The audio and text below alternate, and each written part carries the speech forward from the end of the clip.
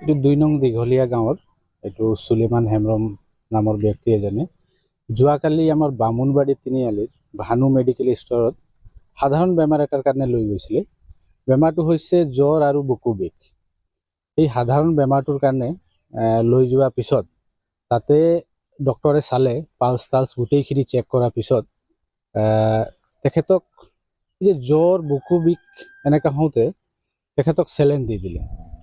চেলেন দিয়াৰ পিছত মানুহজনে আহিলে ঘৰত আৰু বমি কৰি কৰি তেখেতৰ মৃত্যু হৈ গ'ল।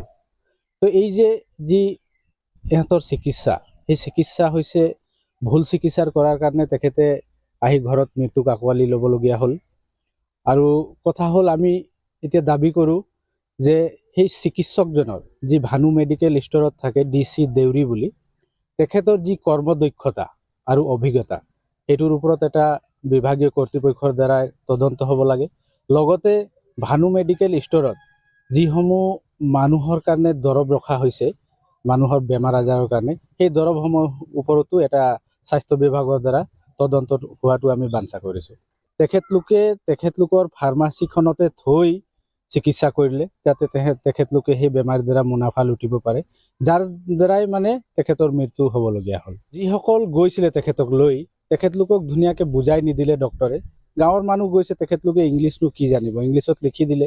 লিখি দিয়াৰ পিছত তেখেতলোকে যেতিয়া ইনভেষ্টিগেশ্যন কৰি চালে যে বস্তুটো এনেকুৱা ধৰণৰ আছে, তৎক্ষণাত তেখেতলোকে মেডিকেল ৰেফাৰ কৰিব লাগিছিলে আৰু এতিয়া দৰৱ কৰিলে, বেজি চেজি দিলে, ঘৰলৈ লৈ আহিলে।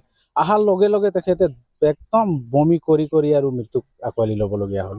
তেখেত কোনো ধৰণৰ ৰোগত আক্ৰান্ত হোৱা নাই। ৰাতিপুৱাই গৰু বান্ধিলে, গাঁৱৰ স্থানীয় ৰাইজে নিজে প্ৰত্যক্ষদৰ্শী আছে, আগতো তেনেকুৱাই, কিন্তু বিশেষ তেনেকুৱা বহুত ডাঙৰ বেমাৰ নাছিলে যিয়ে নেকি মৃত্যু হ'ব। সাধাৰণ বেমাৰ যিটো নেকি বুকু বিষ আৰু কাহ, এইটোৱে বেমাৰ আছিলে।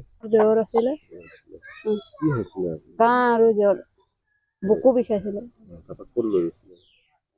শংকৰ চাহৰ ফাৰ্মেচিত নিছিলোঁ, তাৰ পৰা আনিলোঁ, চেলাইন দিলে আৰু ইনজেকশ্যন দিলে আৰু ঘৰত আহিলে। আহি আৰু 10 মিনিটমান পাছত বমি কৰিলে, বমি কৰোঁতে আৰু শেষে হৈ থাকিলে। মেডিকেল নিব কৈছিলে, 2 দিনমান দৰৱটো খুৱাই চাব বুলি ক'লে।